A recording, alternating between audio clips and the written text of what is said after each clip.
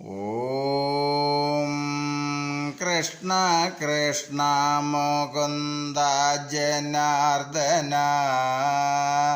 കൃഷ്ണ ഗോവിന്ദ നാരായണ ഹരേ അച്യുതാനന്ദ ഗോവിന്ദ മാധവ സച്ചിദാനന്ദ നാരായണ ഹരേ. ഓം ശ്രീ ഗുരുവായൂരപ്പ അഖില ഗുരു ഭഗവൻ നമസ്തേ. കൃഷ്ണായ ഗോവിന്ദായ ഹരയേ പരമാത്മനെ പ്രണതക്ലേശനാശായ ഗോവിന്ദായ നമോ നമഃ. നമസ്തേ. ആത്മപ്രകാശം ചൊരിയുന്ന നാരായണീയ പാരായണത്തിലേക്ക് ഭക്ത്യാദരങ്ങളോടെ എല്ലാ പേർക്കും സ്വാഗതം. നാരായണീയത്തിൽ രണ്ടാം ദശകത്തിൽ ശ്ലോകങ്ങൾ 6ഉം 7ഉം. ഓം നമോ ഭഗവതേ വാസുദേവായ. ഏവം ഭൂതമനോജ്ഞദാ നവസുതാ നിഷ്യന്ത സന്തോഹനം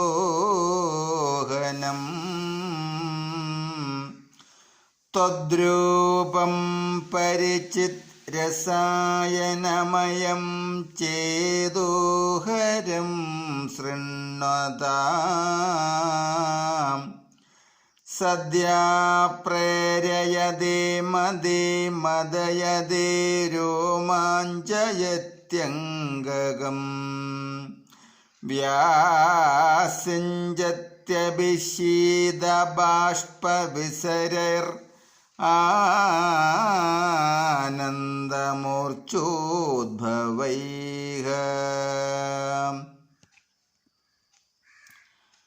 ഗുരുവായൂരപ്പ, ഇപ്രകാരം മറ്റുള്ളവരുടെ മനസ്സിന് ആനന്ദം നൽകുന്ന അവിടുത്തെ സൗന്ദര്യത്തിൻ്റെ പുതിയ ഉറവിടം അങ്ങയുടെ വിഗ്രഹം തന്നെ.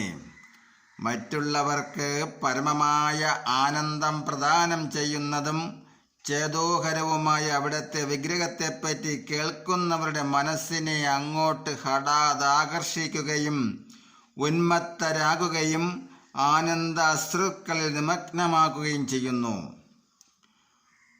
ഗുരുവായൂരപ്പൻ്റെ ദിവ്യമോഹനമായതും ചേതോഹരവുമായ രൂപത്തെപ്പറ്റി കേൾക്കുമ്പോഴത്തെ അവസ്ഥ ഇതാണെങ്കിൽ, ഗുരുവായൂരപ്പൻ്റെ ആ ദിവ്യമോഹനമായതും ചേതോഹരവുമായ രൂപത്തെപ്പറ്റി കേൾക്കുമ്പോഴത്തെ അവസ്ഥ ഇതാണെങ്കിൽ, പ്രത്യക്ഷത്തിൽ കാണുമ്പോഴത്തെ അവസ്ഥ എന്തായിരിക്കുമെന്ന് ഊഹിക്കാം. ആ ദർശനം ലഭിക്കുന്നവരുടെ മനസ്സ് അവിടെയാണ് തളച്ചിടപ്പെടുക. ആ ദർശനം ലഭിക്കുന്നവരുടെ മനസ്സ് അവിടെയാണ് തളച്ചിടപ്പെടുക. പിന്നെയും പിന്നെയും കാണണമെന്നുള്ള അവസ്ഥ സംജാതമാകും. അത്ര മനോമോഹനമാണ് ആ രൂപമെന്നാണ് കവി വെളിപ്പെടുത്തുന്നത്. ശ്ലോകം 7. ഏവം ഭൂതദയാഗേ ഭക്ത്യാഭിഹിതോ യോഗസ്സ യോഗദ്വയാത് കർമ്മജ്ഞാനമയാത് പ്രശോത്തമതരോ യോഗീശ്വരർഗീയതേ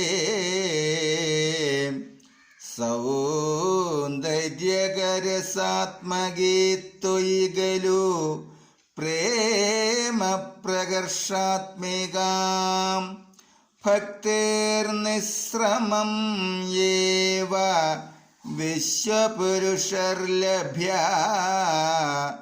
രമാവല്ലഭാം. നമസ്തേ. ഇപ്രകാരമുള്ള അങ്ങയുടെ രൂപത്തിൻ്റെ അനുഭൂതിയിൽ യോഗികളായ ഭക്തർ ഭക്തിയോഗം തന്നെ മറ്റു 2 യോഗങ്ങളിലും ജ്ഞാനയോഗം കർമ്മയോഗം ഉത്തമമെന്ന് വാഴ്ത്തുന്നു.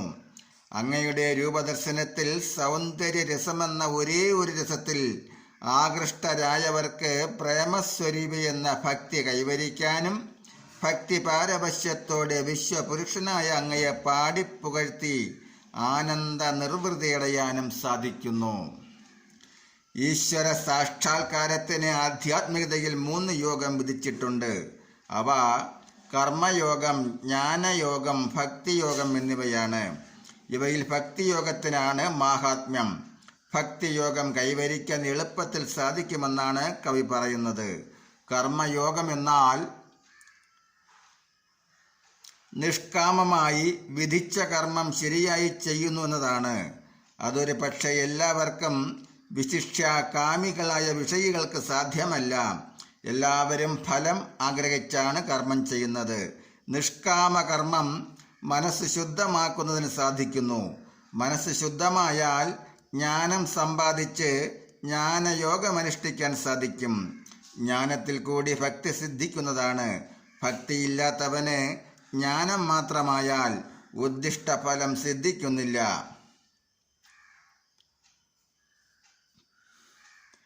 ഭക്തിയുള്ളവന് ജ്ഞാനമുണ്ടായാൽ ആ ജ്ഞാനം കൂടുതൽ തിളങ്ങുമെന്നേയുള്ളൂ.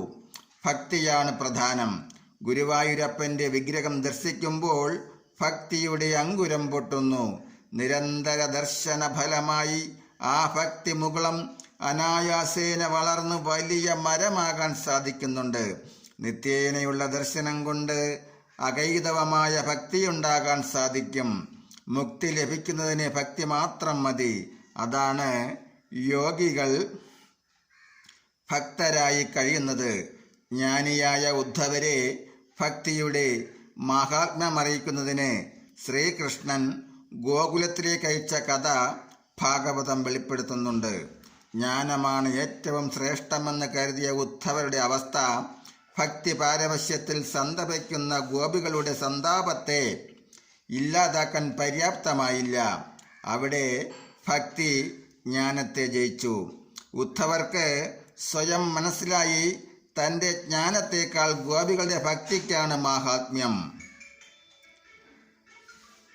പിന്നെ അദ്ദേഹം ഗോപികളുടെ ഭക്തിയിൽ മുഴുകി ഗോകുലത്തിൽ കുറച്ചു ദിവസം താമസിച്ചു.